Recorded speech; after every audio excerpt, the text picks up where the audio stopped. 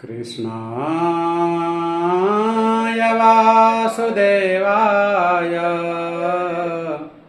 हरये परमात्मने प्रणतक्लेशनाशाय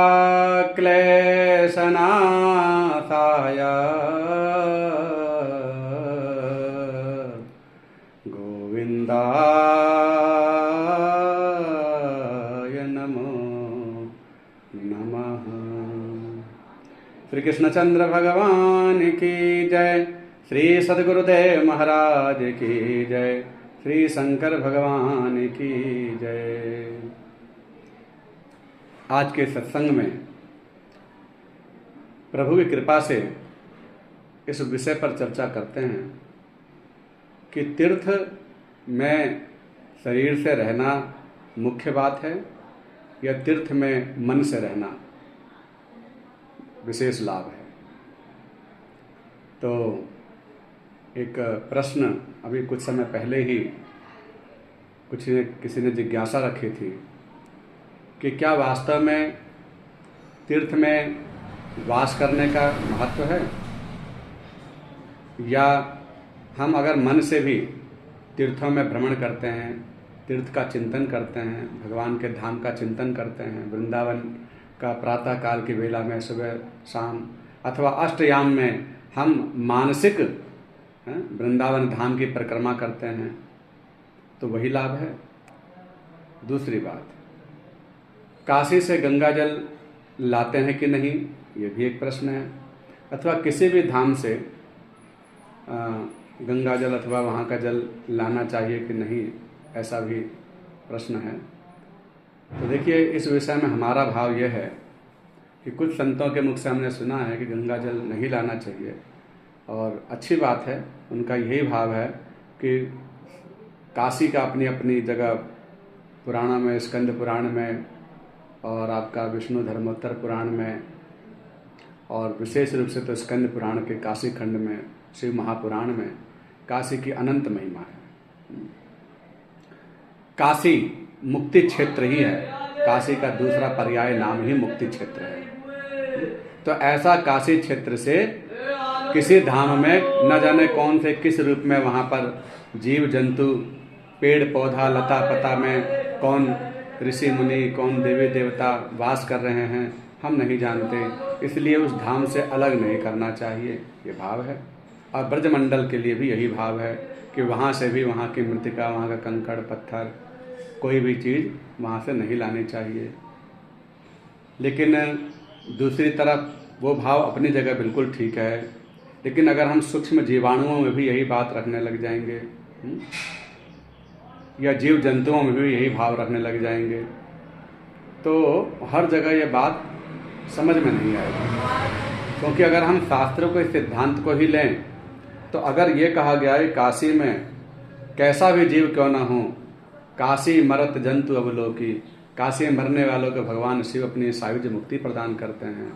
उसे कान में तारक नाम का मंत्र पढ़ करके उसे सदा सर्वदा के लिए मुक्त कर देते हैं।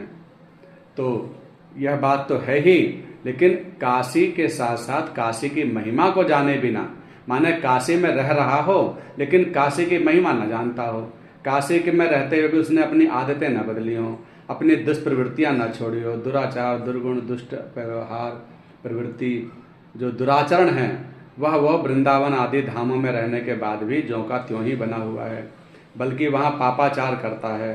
तो फिर शास्त्र में यह भी लिखा हुआ है कि अन्न क्षेत्रे कृतम पापम तीर्थ क्षेत्रे विनश्यति, तीर्थ क्षेत्रे कृतम पापम वज्रलेपो भविष्यति, कि सामान्य तीर्थों में किया, सामान्य स्थानों में किया हुआ जो पाप है वो तीर्थ में जाकर के नष्ट हो जाता है, पर तीर्थ में किया हुआ पाप वज्र के समान हो जाता है, जो कहीं भी नष्ट नहीं होता, वह अपराध की गिनती में आ जाता है।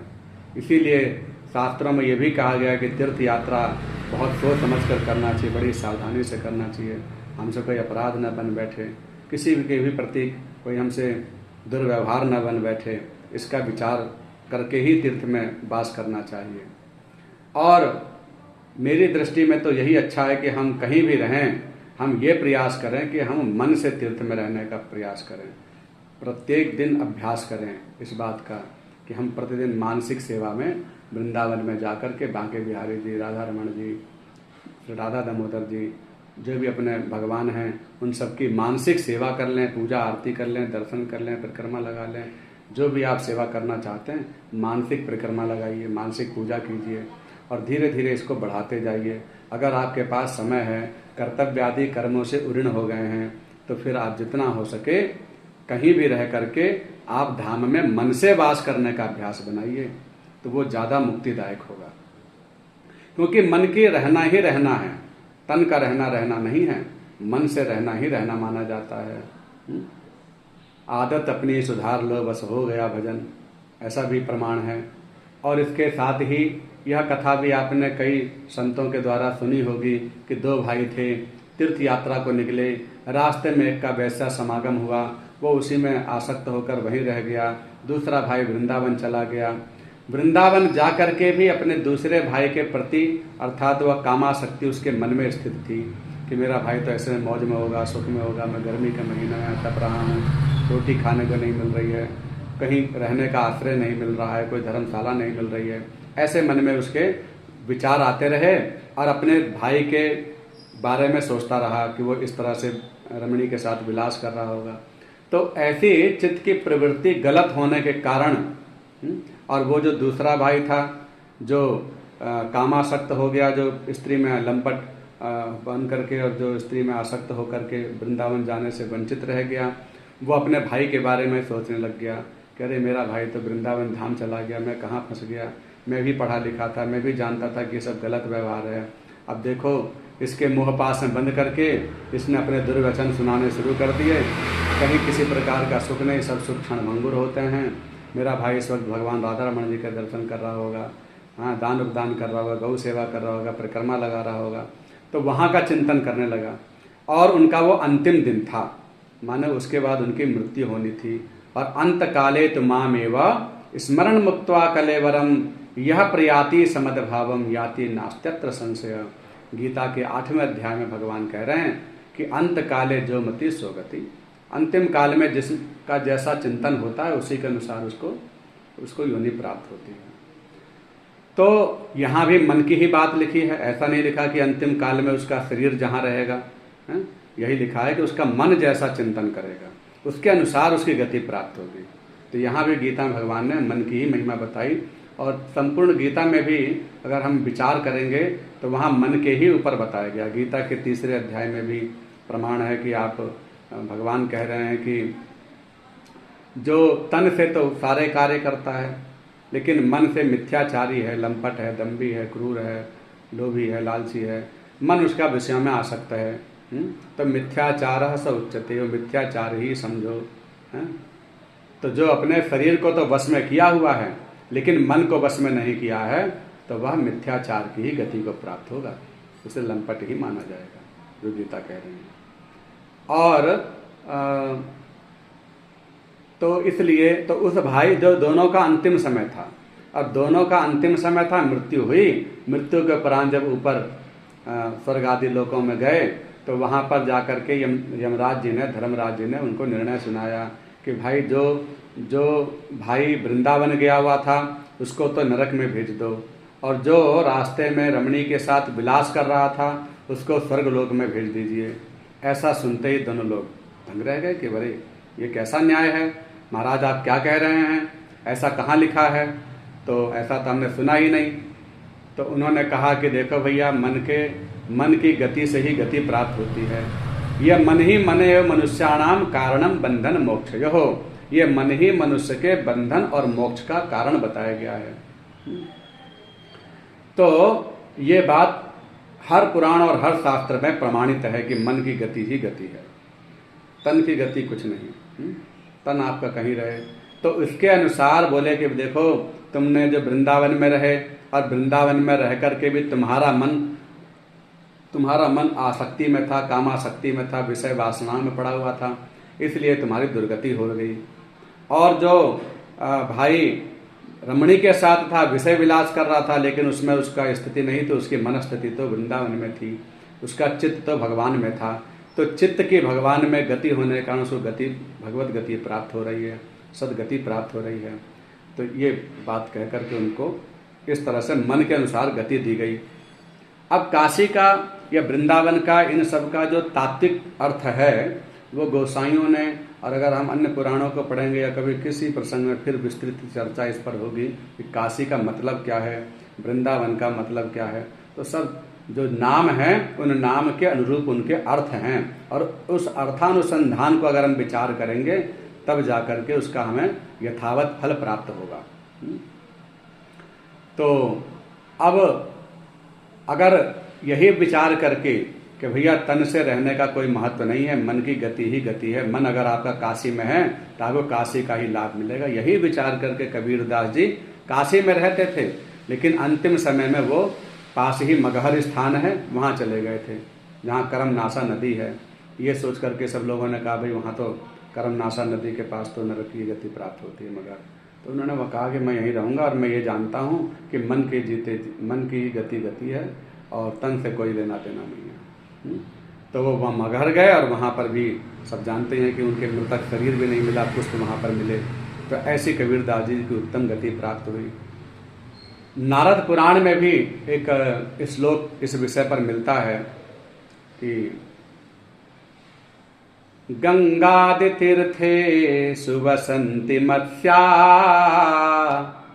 गंगादि तीर्थे सुवसन्ति मत्स्या, देवालये पक्षिगणाश्च सन्ति, देवालये पक्षिगणाश्च सन्ति, भावोज्झितास्ते न फलं लभन्ते, भावोज्झितास्ते न फलं लभन्ते, भावो हि तीर्था यतनाच्च मुख्यात्, गंगादि तीर्थेषु वसन्ति मत्स्यः।